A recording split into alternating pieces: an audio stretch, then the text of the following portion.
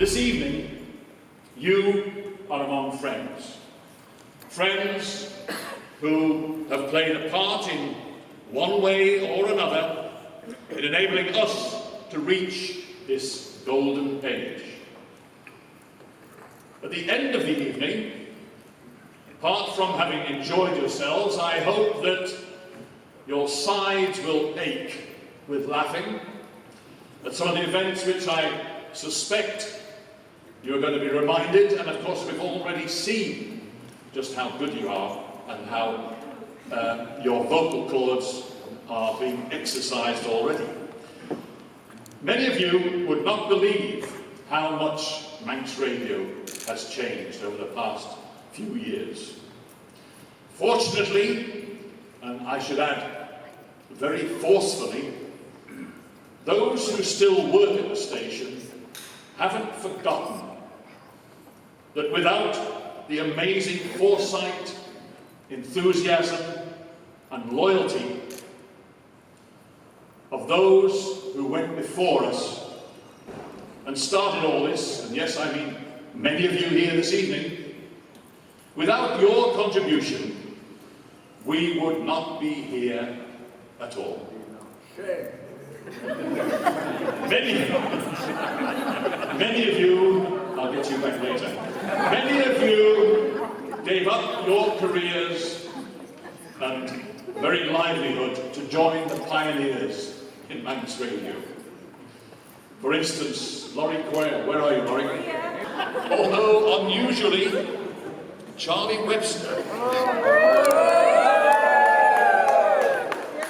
Charles Webster, I should have said. Actually persuaded, I believe, John Grierson to give him a rise. Yes, you may well ask. There is, of course, David Collister. That KFC lookalike. DC was mixed up in concrete out at Braddon with Big John Knieve. But DC, he washed off his boots and joined our young and struggling radio station.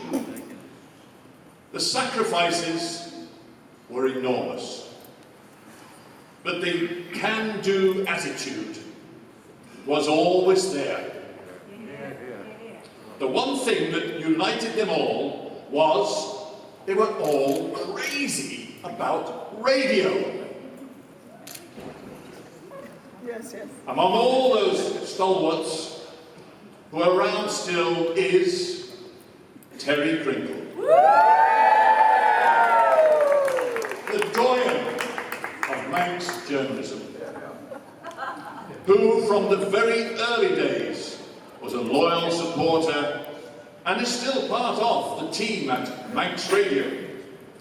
As many of you know, at the grand old age of 110, he still has a special corner in Manx Radio, where sometimes on his lunch break he nods over his crossword, and where, working at his faithful typewriter,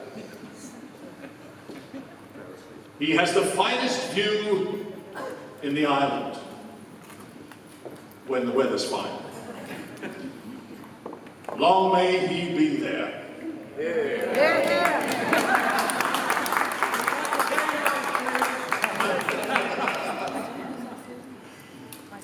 Apart from those I just mentioned, there were a couple of other pioneers. There was the then governor of this Crown dependency, Sir Ronald Garvey, a staunch supporter of Manx Radio. And there was the late Sir Charles Carouche, who went into battle with Mr. Wedgwood Ben. Oh, and not a pioneer, but there was Mr. Brian Kreisky, who wanted to take us over. And as we all know, Tynwald would have none of it. And let's not forget the mountain of reports that have been generated over the years. The coal, the Darwin, the internal audit report from the Treasury, all saying much the same thing. We were doing a good job, but could do better. Over the years, I'm sure many of you will be aware that when it comes to Manx Radio, everyone becomes an expert. A bit like tourism. 2014 was a significant year. There was a report from the Select Committee of Tynwald on Manx Radio. The resultant debate sealed our fate, and thankfully, our future.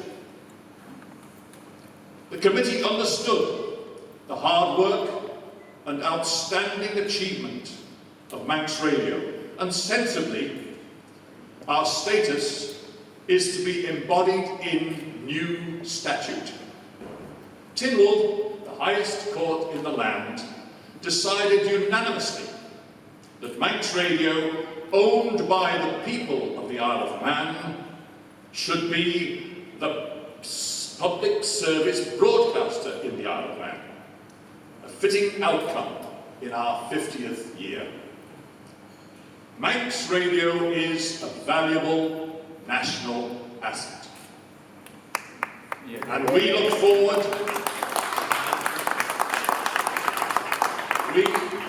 forward to serving the Isle of Man for another 50 years. And I have no doubt, having seen some of you this evening, that some of you will be here for our centenary. But not I. And finally, ladies and gentlemen, as one distinguished radio executive said to me last year, Manx Radio is a national treasure. I agree wholeheartedly, and I'm sure you all do. Thank you for coming this evening, and enjoy yourselves. Thank you.